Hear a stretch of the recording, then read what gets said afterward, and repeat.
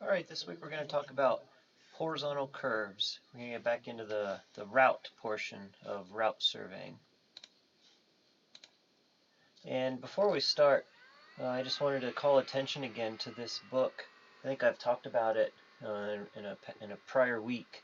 Route Location and Design. The most current edition, or the most recent edition, is the 5th edition by Thomas Hickerson. You'll hear people just call it the Hickerson book. And this book is the definitive resource for curves, super elevations, spiral curves. We're going to get into vertical curves. He calls them parabolic curves. If you're serious about surveying in your career and you work along roads and highways, you definitely want to have this book in your library. You can obviously pick it up eBay, Amazon, used copies. They're usually generally pretty beat up because it's 50, 60 years old now, this 5th edition. But if you can find a good copy, it's going to be, don't expect it to be less than 50, maybe even $100. I have seen copies of it at the secondhand bookstore up on Montana Street in Butte. So take a look in their engineering section every now and then. You might find a copy up there. So this is a portion of Butte just from Google Earth, and it kind of illustrates the difference between kind of traditional rectangular layout that we're used to from the older parts of towns that used streets and alleys to just lay things out in a nice systematic grid. And then also newer infrastructure like the interstate system, which came 100 years after some of these parts of town were platted.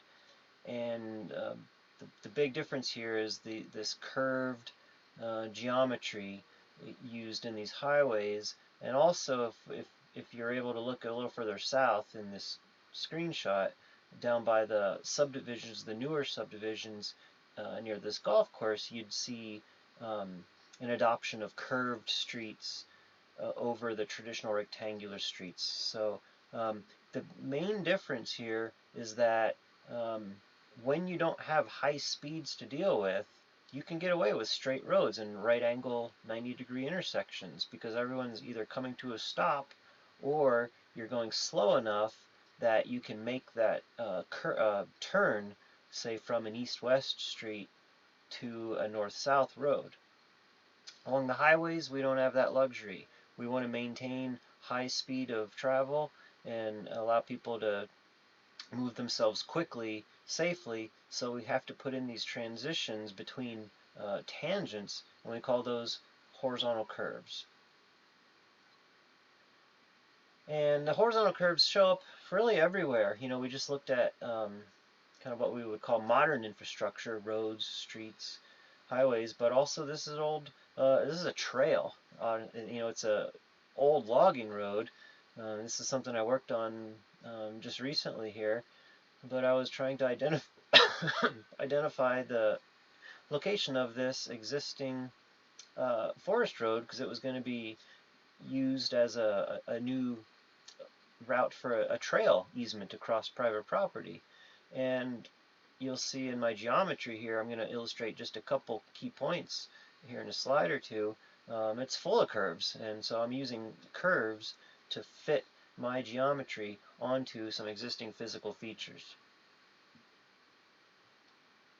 So our book talks about types of curves, and well, I think they might even throw a 5th one in there, but these are the 4 that we really need to know about. The 3 big ones are the simple curve, the compound curve, and reverse curve, and then the 4th one isn't really as important for us so much, but the spiral curve.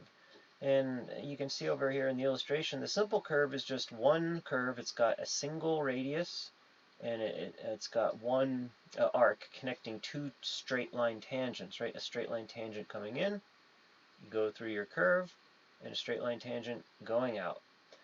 The compound curve is where you've got 2 or more curves with different radii,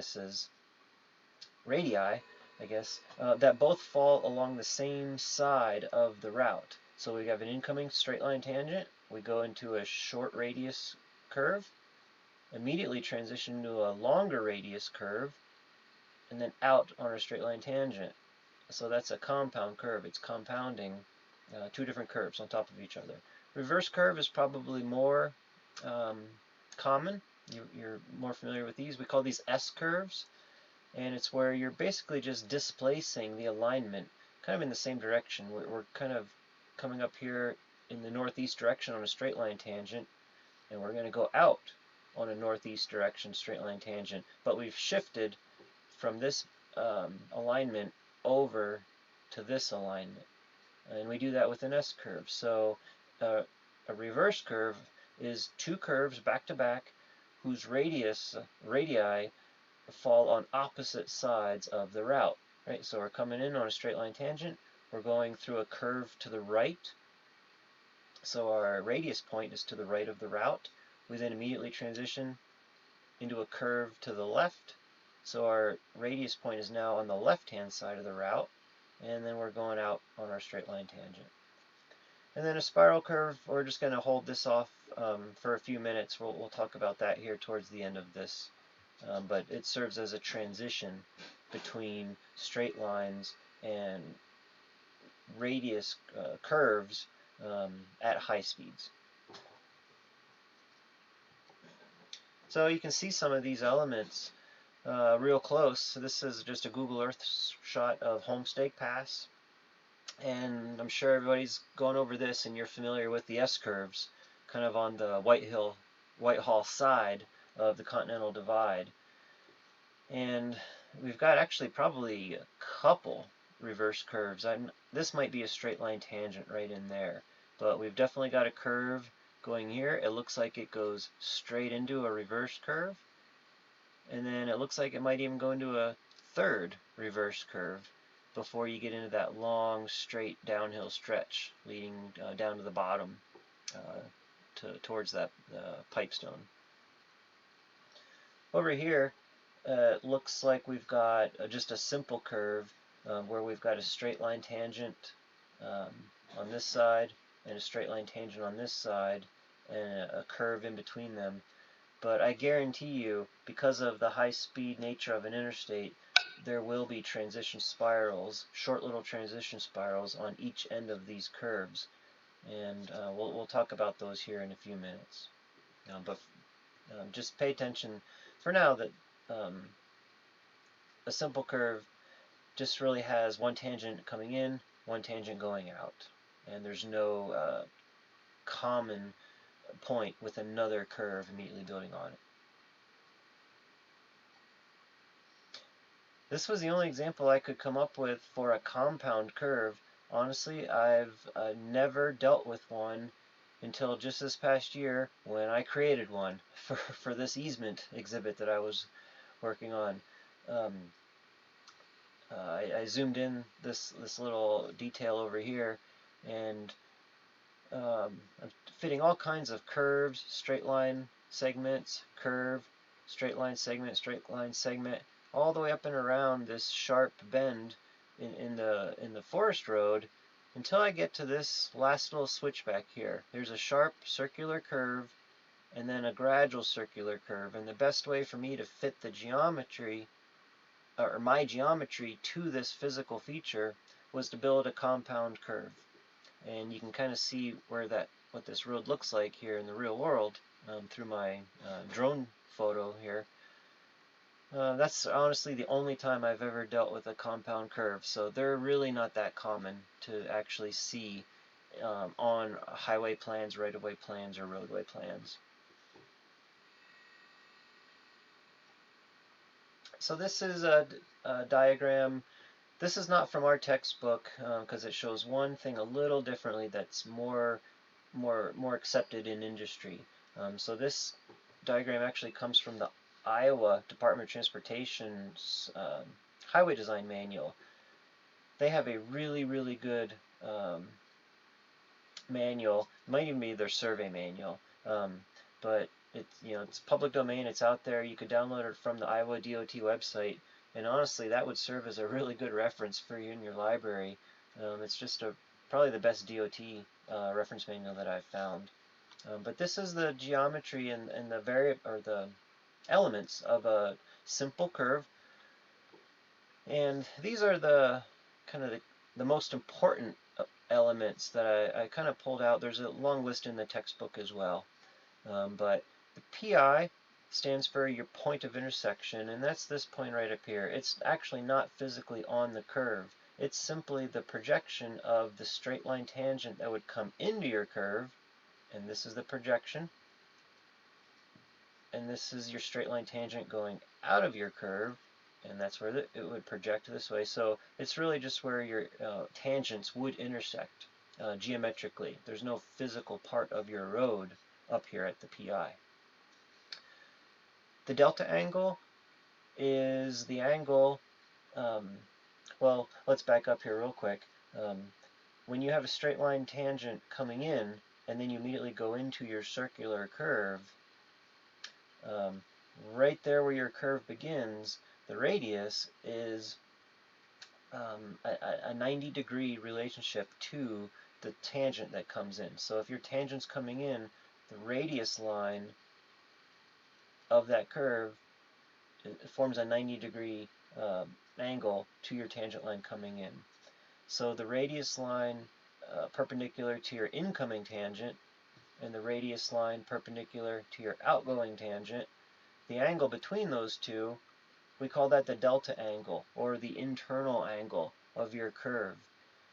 It's basically a function of how long your curve is, right? You're going to hear it called delta. You're going to see it resembled with this little delta symbol everywhere other than our textbook. Our textbook's the only place I've ever seen it called something different, and they call it I assume for internal angle. But I'm not going to encourage that. I don't want you to get into that behavior.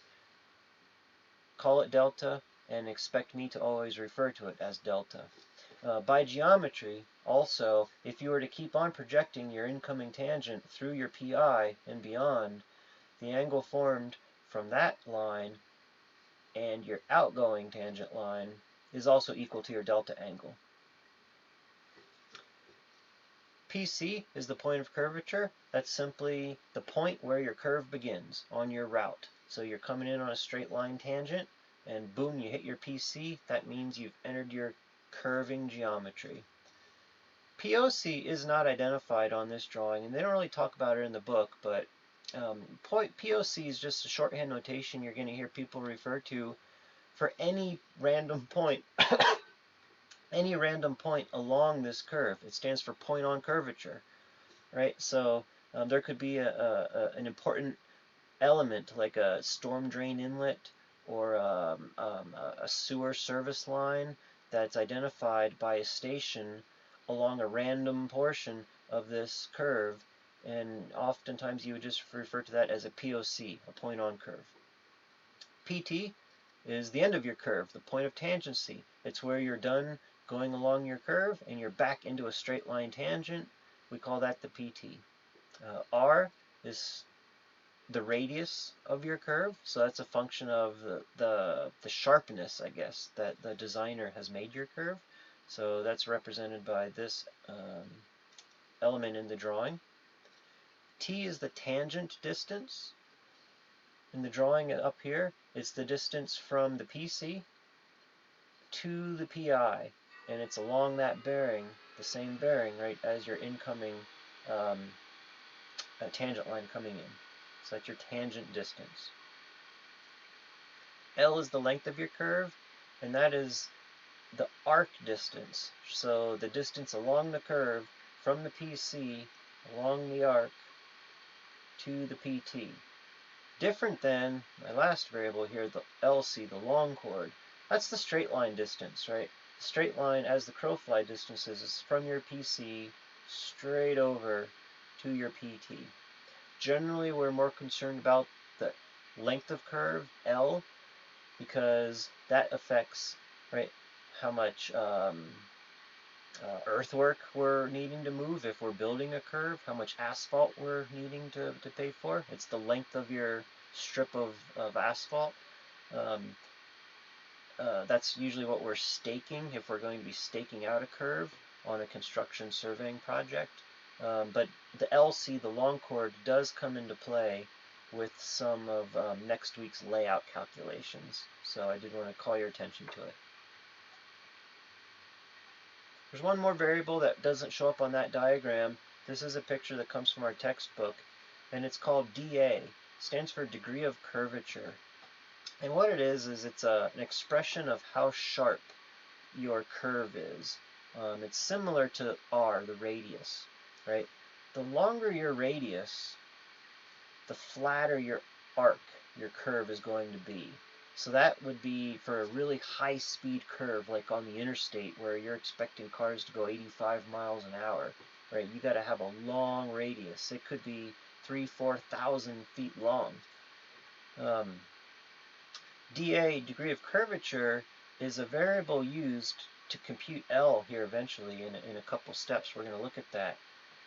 But what dA is it's the angle that would result in 100 feet of arc distance along your curve. Okay? It's completely a function of the radius, right? If you have a short radius, it's going to take a wider angle to give you 100 feet out here along the arc. So a big dA corresponds with a small radius. And conversely, a large radius corresponds with a small angle, a small degree of curvature, a small dA.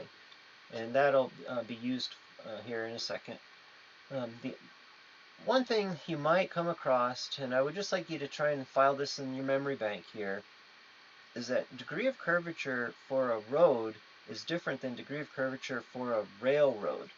And those are the two alignments that you're likely to end up needing to work with curves if you end up in engineering and surveying for your profession. If you're surveying someone's property that's bounded by a highway right-of-way that has a curve in it, or a railroad right-of-way, right, that has a curve in it, dA is going to be treated differently.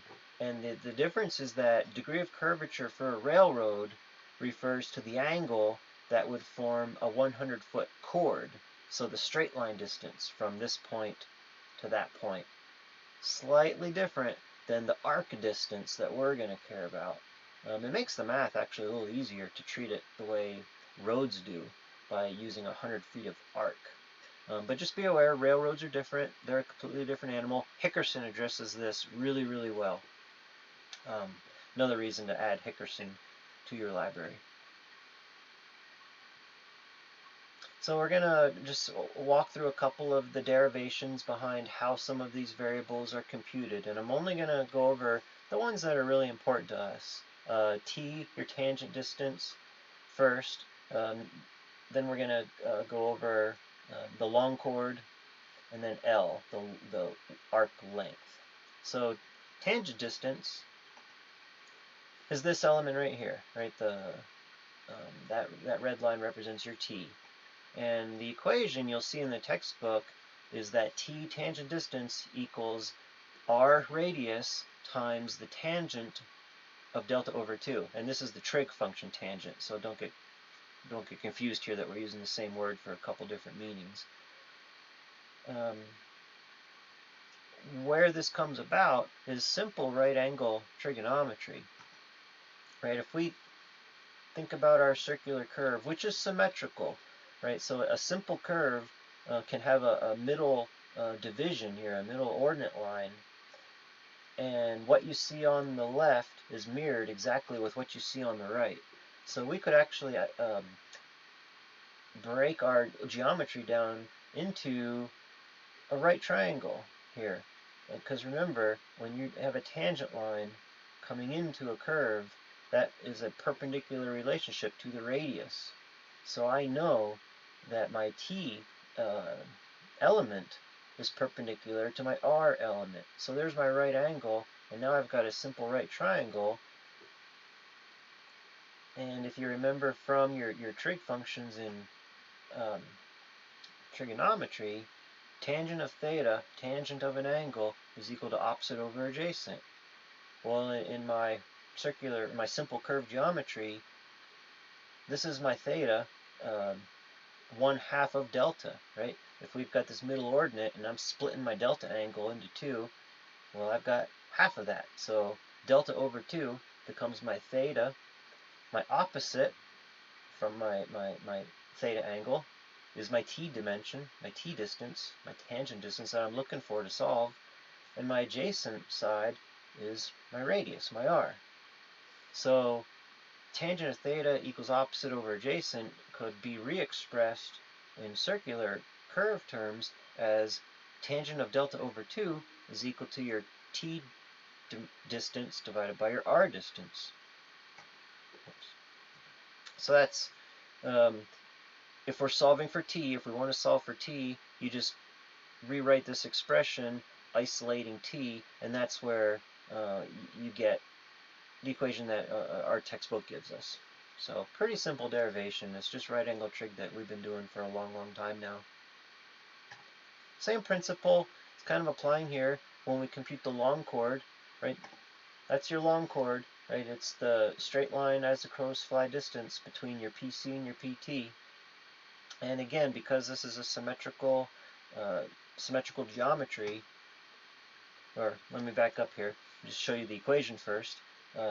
Your long chord distance is going to equal the sine of delta over 2 times 2r, 2 times your radius.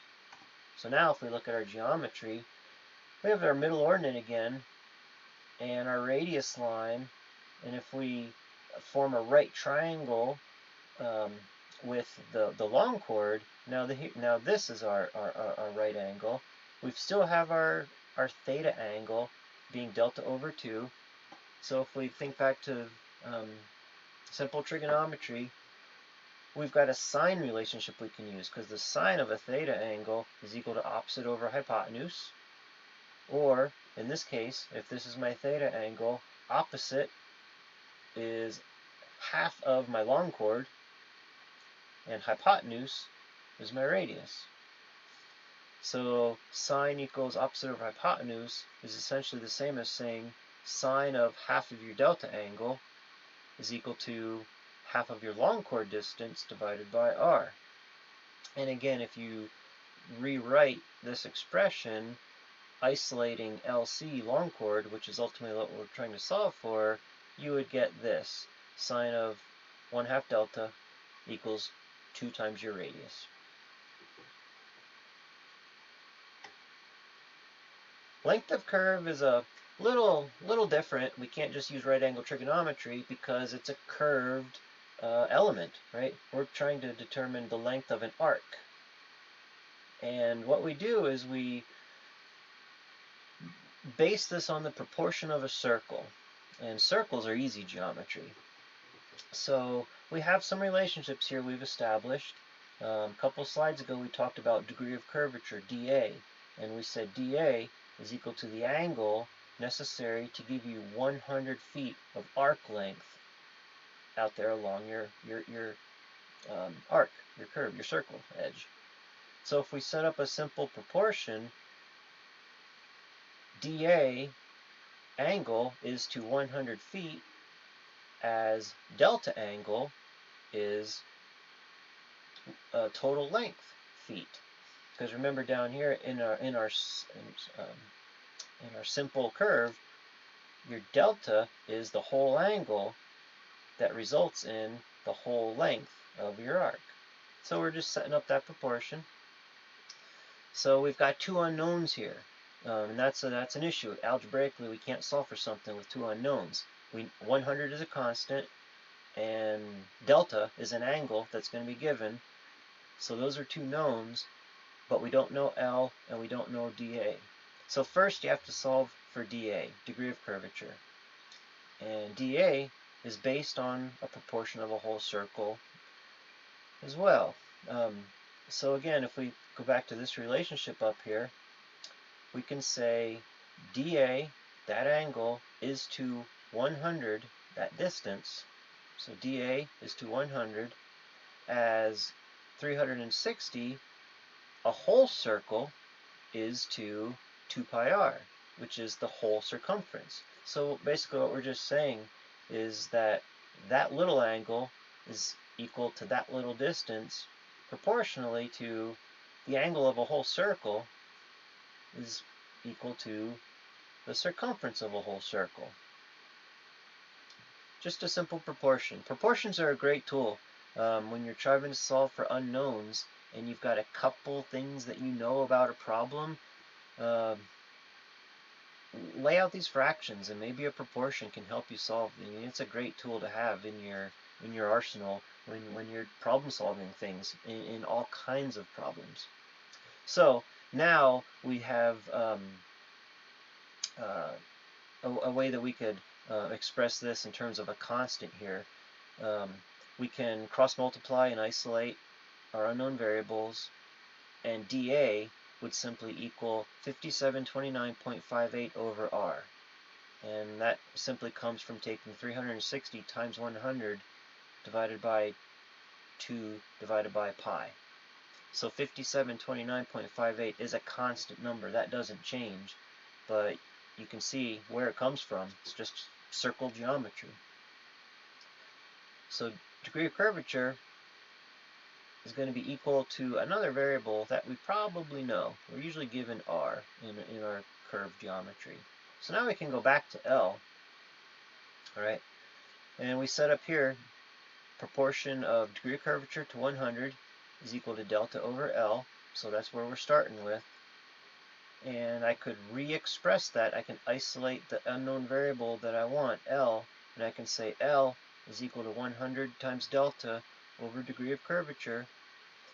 And substituting in what I know about degree of curvature, I can then re-express that as L equals 100 delta over 5729.58 over r, or get rid of r in the denominator, and your length of curvature, boom, is equal to 100 times delta times r over 5729.58.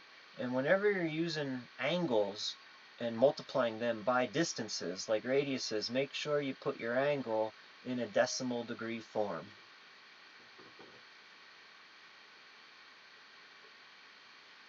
So we can apply this math to stationing calculations. And this is an example that comes out of our textbook here. The example, the data they give you here is in the bottom. We have a simple curve with an unknown PC station and an unknown PT station. We're given the PI, we have a radius, and we have a delta angle. Because remember, the angle between your tangent lines is equal to your delta angle down here. So that's 44 degrees. And I guess let me just back up 1 second here and explain why you would only ever have your PI station given. This was done when roads were being laid out and built from scratch, before we really had the infrastructure in place that we see today. You first laid out straight lines, and those were called P lines or pioneer lines. And you had a series of straight lines connecting a PI down here to a PI, to another PI somewhere, to another PI somewhere. And then depending on the topography of the land, maybe the legal right-of-way that could be bought based on landowners, you then fit curves of varying radiuses between all those PIs, or between all those tangents, right? Maybe you had to get around a curve of a river or a steep hill. Maybe that necessitated a really sharp curve between these two tangents, but down here you could put in a nice long gradual curve if you had other PIs. So the only geometry that received stationing on those P lines were the PIs. You then had to work backwards and calculate PC and PT stationing once the curves were designed to fit within all those PIs. So to do that, you just have to calculate T and L, because you want your new stationing to reflect the actual traveled and constructed distances for the project, right? Because you're, as a contractor, you're not building a road up to this imaginary PI position. You're building a road along the curve, so that's the stationing that you need when it comes time for construction plans. And this was the process to get to that. First, you had to calculate your T distance, right? You know your PI station. We're going to work backwards to get to our PC station, and we do that by calculating that dimension, which is our T, our tangent distance. And T, we said, was equal to the radius times the tangent of delta over 2, which is 400. They don't give any units on this problem, but I'm just going to say feet because the math does change a little bit with the degree of curvature. If you're working in meters, the 572958 is not a constant anymore because 100 feet is not the value when you're working in meters. But I will never ask you to work in meters.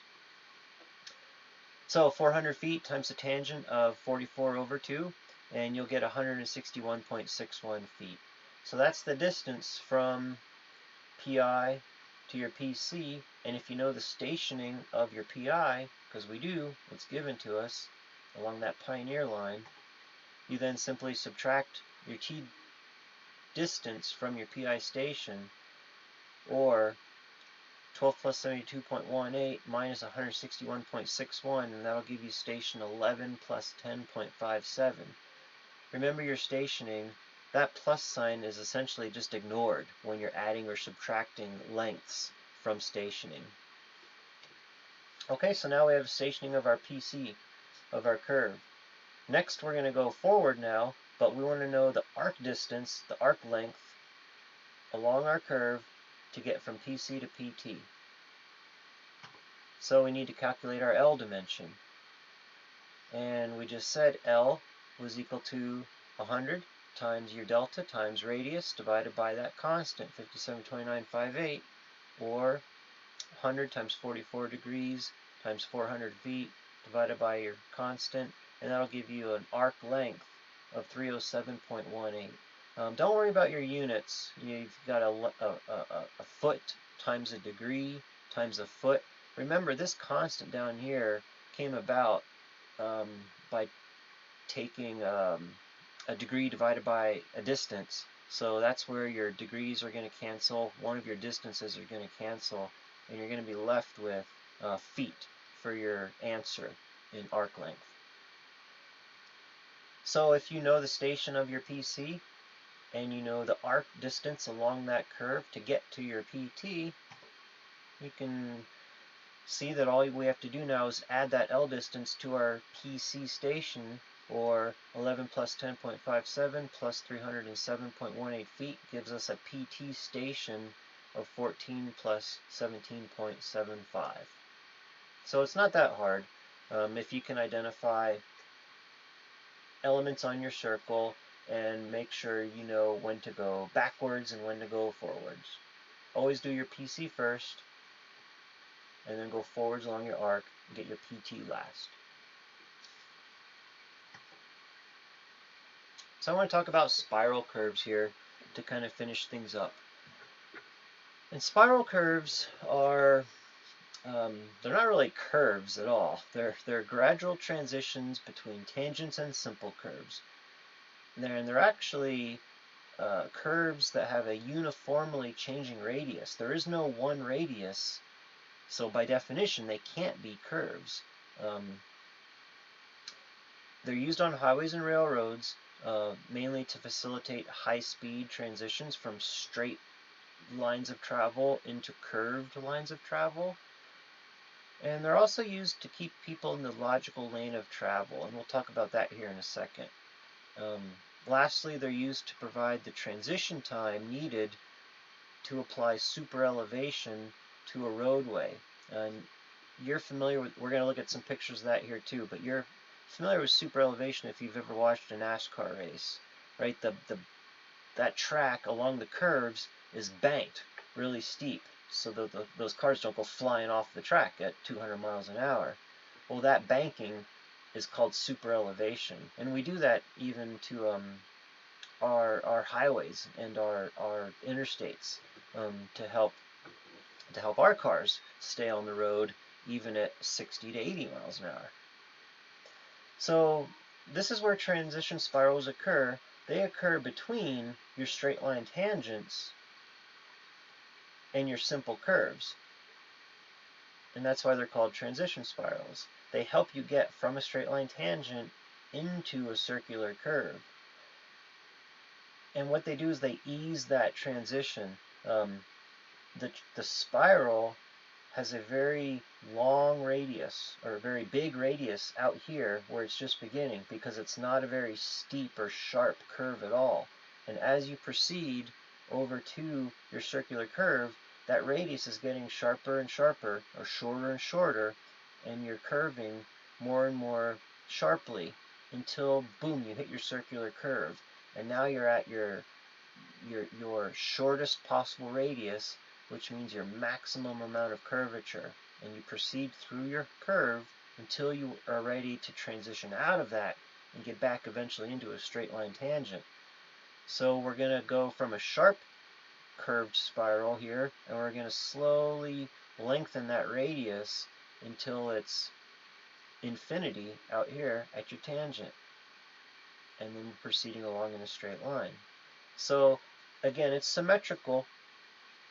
You could draw a straight line from this PI station down to the radius point, and the geometry that you have on the left, including the transition spiral, will be equal to the geometry you have on the right. And what they're done for is, what they do is they allow the driver time to turn the wheel to get from a straight line alignment to an angled alignment while you're going along that curve. And if you think about it, if you look at a car from above and you remove the body and the chassis and you just see the four tires, this is the orientation of the tires when you're going straight along a tangent. And then when you're in a curve, you've had to turn that wheel and angle your two front tires so that you could go around a curved alignment. Well, you can't turn that wheel instantaneously and get from straight to angle without some sort of transition time. And that's what's happening while you're driving through a spiral. That spiral might only be 200 feet long. At 80 miles per hour, you can do the math and figure out how long it takes you to get through a spiral. It's not long at all. And it doesn't take you long at all to turn your wheel to get into a curve. But if you didn't have this helpful geometry, you would drift to the outside of your lane. You would not stay in your driving lane path, and you would have an abrupt transition from straight to angled. So it helps us become better drivers.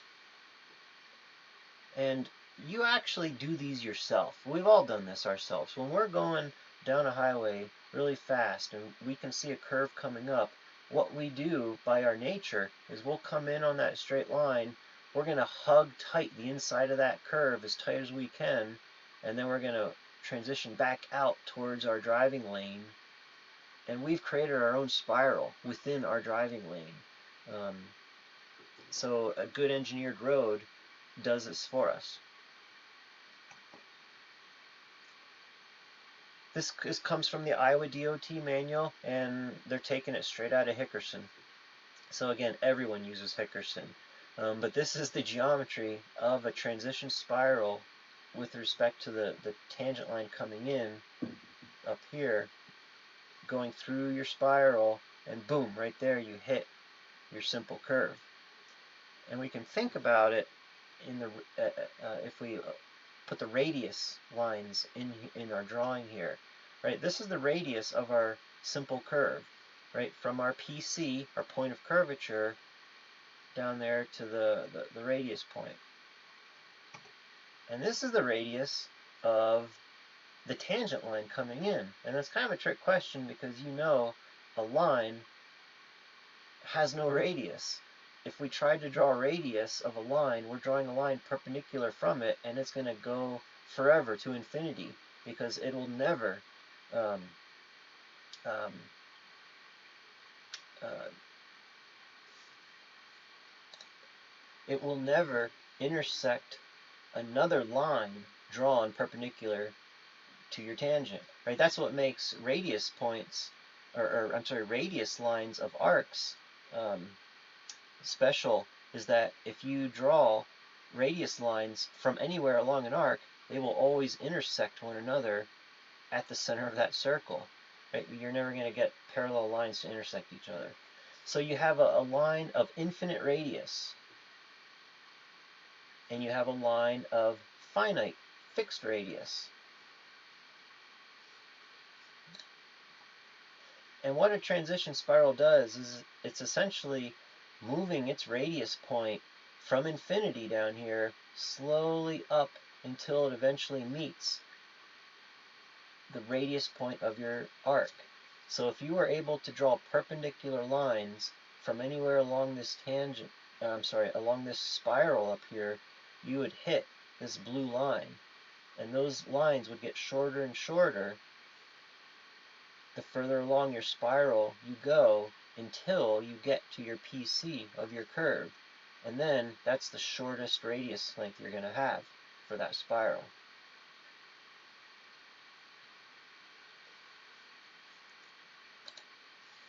The variables, or the elements here, are essentially the same, right? We have a straight line tangent coming in, and instead of a PC, we have a TS, a tangent to spiral. And then we go along our spiral, and where the spiral hits our curve, we call that SC, spiral to curve. We go through our curve, and that's called CS, curve to spiral. And then we come out of our next spiral, and we would hit an ST, spiral to tangent. Okay, I lost my place, so I hope I'm not repeating myself. I think this is where I left off. I was talking about the infinite radius of straight line and the fixed radius of a curve. And a transition spiral has a radius of varying position. It goes from infinity at the tangent to spiral all the way up to the same radius as the curve. So if you were to draw perpendicular lines from your spiral out to its radius, that radius line is getting shorter and shorter and shorter, right? Out from the element down to the blue line, until you get to your PC, your spiral to curve. Then it's equal.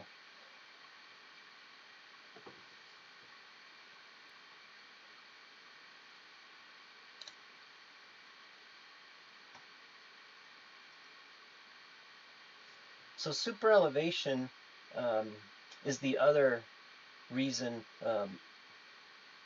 it's the other transition that's occurring during a spiral. And you're familiar with superelevation if you ever watch a NASCAR race, right? Those lanes are banked really, really steeply to facilitate 200 miles an hour driving on them. If they weren't steep that much, the cars would fly right off those tracks. Well, we do the same thing with highways. Even at, piddly little 60 to 80 miles an hour, we're going to bank our lanes to keep cars comfortable and safe as they drive around curves. And we call that banking superelevation. And it's kind of illustrated really nicely here in this first picture, where as you're coming in along a straight tangent, you've got a normal crown, right? Sloped to the left and right to facilitate drainage, runoff. And then as you go into this curve, you don't want to have this outside lane still sloping down, because that's going to make it really, really difficult for this driver to keep it, the car on the road, right? They're going to want to fly off to the left if that geometry doesn't change. The inside lane's okay, because it's already banked the way we need it to be. So we call it super elevation, and this occurs throughout the spiral transition.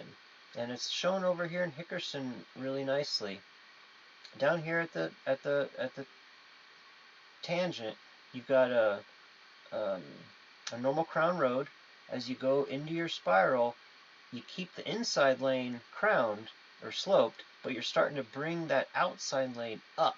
So it was sloping down, now it's up to level. And as you proceed further into that spiral, now we're at a full single slope. At this point, you're going to pivot this roadway about the center point and steepen the grade of that slope. So as you go throughout the rest of your spiral and to the beginning of your curve, now you've achieved maximum super elevation or maximum banking. And that's illustrated over here in his plan view, where he's coming in on the tangent. As soon as he hits the spiral, you begin super elevating your road all the way until there at the beginning of the circular curve. Now you're at maximum super elevation, maximum banking, until you get to the end of your curve and you transition back out to a normal crown when you're on the tangent going out, just like they're showing in the this kind of cross-section view. Normal crown, starting to super elevate, maximum super elevation through the curve, and then you transition back out to a normal crown once you get on the straight lines. So this is illustrated really, really well in Montana, over by East Helena. This is the best example of super elevation you're ever going to find in a car in Montana. So we've got East Helena. This is that highway. I think it's coming from Townsend 287, driving into Helena. Right after East Helena, that big gas station on your right, you've got to go up this overpass to get over the railroad. And they throw in a reverse curve, maybe. I don't know if there's a straight line segment in there or not. This might be a reverse curve to get up and over the railroad and change your alignments. So as you're going up and over this railroad, you go into this circular curve, and once you're into this curve, you're at maximum super elevation. And this Street View Google Earth picture does not do this justice. This is an extremely steep banking. It's fun to drive if you're going fast enough, and you'll definitely, if you don't notice super elevation as you're just driving normal along roadways, pay attention next time you drive past East Helena, and you'll definitely notice this one. So the last thing I wanted to show you is where all of this comes together. And it's really on highway plans. In Montana, you're most likely going to come across circular curves in engineering and surveying work if you're working along Montana highways. And this is a portion of a Montana highway right-of-way plan for an old project that was done over by Twin Bridges. And I had to splice it, so that's why there's this white gap here. I didn't splice it very well. But you can see they've identified the geometry for the curve along center line, right? And that's where the geometry is identified. They don't do it out at the edges. It's just along center line here. And going left to right, that's increasing stationing. We've got a straight line tangent to this point right here. This is our TS, tangent to spiral, at 166 plus 90. We go along a spiral until the SC, the spiral to curve, at 169 plus 40, and that would be a 250-foot long spiral, so not very long at all. You're going to pass that in a couple seconds driving at a highway speed. We're now into our circular curve from 169 plus 40 all the way over to the curve to spiral at 179 plus 27.5. So leading out of here, we would go out of our spiral and eventually back to a straight line tangent. You know, it's symmetrical geometry through here. Um, they identify all of this geometry with a table here, and they're showing both curve geometry with the subscript C and spiral geometry with the subscript S. And actually, they even show the super elevation here. Looks like 0.08%. But they're showing the PI station of that circular curve, 174 plus 76, and that's shown in the drawing down here, 174 plus 76.1. And occasionally, this point might be monumented by the survey crews. Generally, it's not. Generally, this point has no significance other than a geometric position on paper. And the blue lines are the T dimensions that I just drew in to show the tangent lines for that circular curve. Of import to you, if you're working on this curve, say you were working on the boundary survey for the landowner who owned land on the left side of this curve, right, and you had to identify this right-of-way line, you need to know what's the geometry out here at the center line so you can offset it and get the right-of-way line. Well, you've got a delta angle. I think this is the delta for the whole curve, including the spirals. Here's the delta of your circular curve. You've got a degree of curvature, 4 degrees. You've got a length of curve and a radius of your circular curve. You have a theta angle for your spiral, and if you go back a couple slides and looked at that Hickerson geometry, you would see where theta is. You have a length of your spiral, okay, yeah, 250 feet, and a tangent distance of your spiral. We didn't really look at that. I'm not going to have you calculate spirals. I just want you to be aware of them and why they're used and where they show up. So from this centerline geometry, right, you could find the monuments that were set by the surveyors to monument this and start to recreate this curve geometry so that you could offset it and establish a property line. Next week we'll start to get into the calculations for laying out a horizontal curve if you were doing so on a construction surveying project.